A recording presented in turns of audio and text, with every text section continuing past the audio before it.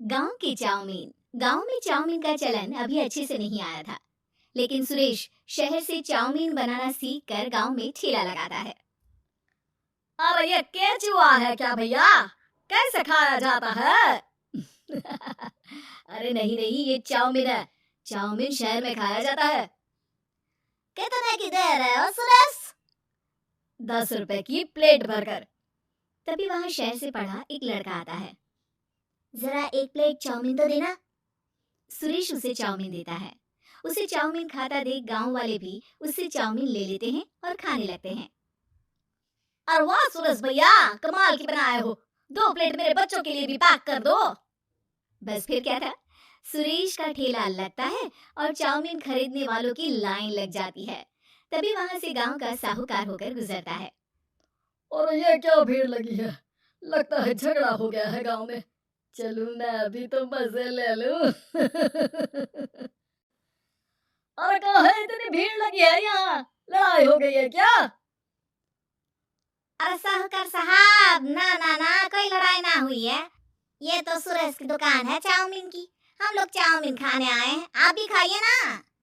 साहूकार चाउमीन खाता है और सुरेश की तरफ देखता है, जो सारे दिन के पैसे गिन रहा होता है। अरे सुरेश, क्या लागत है इस काम की? अरे साहूकार जी, आप अब आए हैं तो ये पूरे 10,000 रुपए ले जाइए, जो पिछले साल शहर जाने से पहले आपसे लिए थे ना। लागत तो क्या कहे, जो आपने दिया था उसी में सीखा भी है और दुकान भी खोल ली। अरे पैसे इतने जल्दी क्या जरूरत थी? कैसे जरूरत नहीं थी साहूकार जी, इतना मोटा ब्याज कहाँ से भरते। साहूकार को अब सुरेश की दुकान को हड़पने की लालच आ जाती है। नामा करते ये सारे दिन में 500 रुपए कमा ही लेता है। अरे गांव में ये ऐसे ही कमाता रहा तो कहीं ब्याज का काम ना शुरू कर दे। अरे भैया, कोई ना कोई जुगाड़ तो करना पड़ेगा।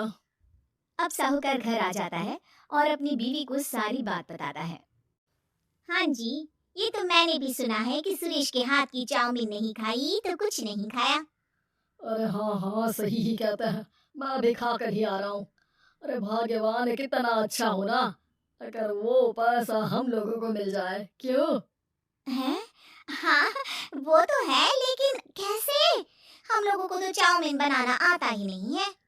साहूकार और उसकी बीवी अब रोज चुपके से सुरेश के घर जाते हैं और खिड़की से उसे चाउमीन बनाते देखते। अब क्या था, दोनों को चाउमीन बनाना आ जाता है। फिर एक रोज, और सुरेंद्र, तुझे साहूकारनी ने बुलाया था। बोल रही थी कि बेटे के जन्मदिन में 10 किलो चाउमीन का ऑर्डर देना है। बना दोगे ना? अरे हाँ हाँ साहूकार जी, मैं जरूर बना दूंगा। कब देना है घर में 10 किलो चाउमीन? अरे वो तो तू घर आकर बता कर लेना, मैं नहीं बता पाऊंगा। ठीक है, शाम को काम निपटा कर आ जाता हूँ। सुरेश साहूकार के घर जाता है, लेकिन वहां मियाँ बीवी मिलकर उसे बंधक बना लेते हैं। अरे मुझे क्यों बांध रखा है? मुझे छोड़ दो। आज से तेरा ठेला मैं लगाऊंगा और बहुत सारे पैसे कमाऊंगा। साहूकार एक आदमी को सुरेश की निगरानी में लगा देता है और वहां से चला जाता है। अगले दिन, अरे साहूकार जी, आप कब से चाउमीन बेचने लगे और अपना ये सुरेश कहाँ गया? और वो तो शहर गया है। उसका कोई काम निकल आया था, बोल रहा था कि जब तक वो ना आए तब तक मैं ही उसके ठेले का काम कर दूं। पैसे भी तो बहुत उधार ले रखे थे उसने। लगता है कर्जा भरने के डर से भाग गया है। अरे पर वो तो बोल रहा था कि उसने सारा कर्जा उतार दिया है, और वो क्यों भागेगा? इतना तो कमा रहा था। अरे मुझे क्या पता। अरे चाउमीन खाना है तो बोलो, नहीं तो भागो यहाँ से। अरे हाँ हाँ, दे दो दे दो। अब तो चाउमीन खाना पूरे गांव के लोगों के लिए आदत ही बन गया है। ना खाओ तो नींद ना आए। हाँ हाँ, तो लो और निकालो 50 रुपए। 50 रुपए क्यों? सुरेंद्र तो 10 रुपए में देता था। अरे वो पागल था, मैं थोड़ी ना हूँ। गांव वाले, जिनको चाउमीन की लत लग गई थी, वो करते भी क्या, दे दो और ये लो 50 रुपए। लेकिन फिर साहूकार उन लोगों को प्लेट में थोड़ी सी चाउमीन रख देता है। अरे ये क्या? पैसे 5 गुना ज्यादा और चाउमीन बस इतनी सी। अरे साहूकार साहब, भगवान से तो डरो। बस फिर क्या था, साहूकार की मन मर्जी चलने लग जाती है और गांव वाले करते भी क्या। एक रोज, मुझे तो लगता है कि सुरेश को साहूकार ने मार डाला होगा, क्योंकि उसका काम इतना अच्छा चल रहा था, फिर वो क्यों जाता? और वो भी साहूकार के हवाले दुकान करके? ना बाबा ना। अगले रोज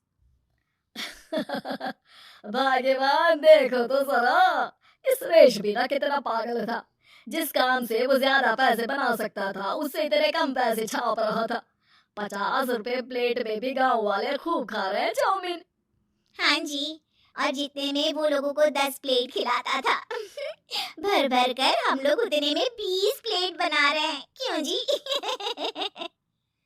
वहीं सुरेश रोज भगवान से मांगता कि बस एक बार वो किसी तरह वहां से निकलने में कामयाब हो जाए, लेकिन उसकी हर कोशिश नाकामयाब होती।